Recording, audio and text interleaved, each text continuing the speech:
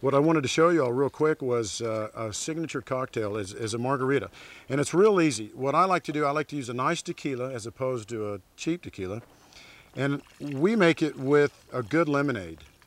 And there's probably not too much tequila, so don't worry about that. Probably 4 parts tequila to 2 parts lemonade or limeade.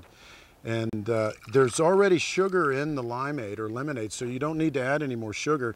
And it should be as simple as that. One of the nuances that we like to talk about with Epicurean Cowboy, living here in California with all the great backdrops, the fruit trees, the gardens that we are in this great garden setting. I've got an orange tree.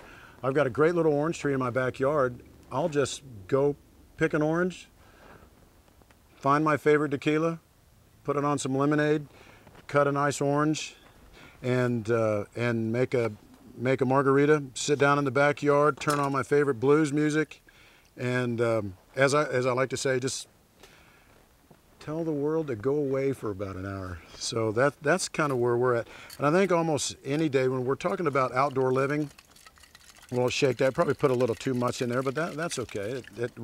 That's for our brothers who aren't here, right? One for my brother, one for not.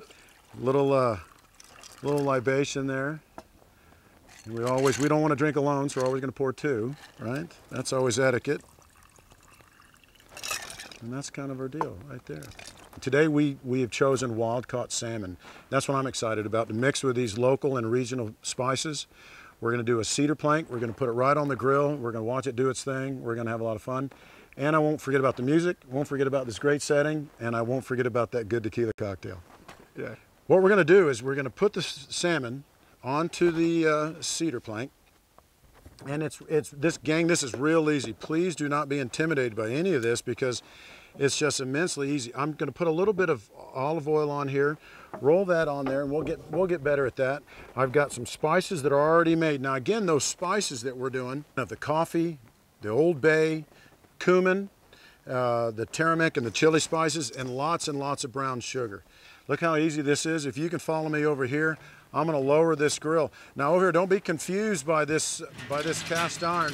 This old rickety barbecue pit, if you've seen how many barbecue wars that I've been through this thing, I'm just going to put, and it's real easy, an old cast iron or an old Dutch oven top on there. That's perfect.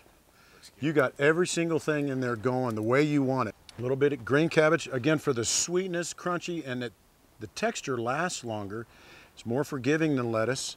I'm going to come over back to the grill and grab some of those great onions, those green onions that we've cooked. I've got a nice new poblano chili. This is not cooked as far, but that's okay. It's hot. And again, we're going more for texture. Paint by broad strokes, gang. It's not a science experiment. It's not going to come out the same every single time.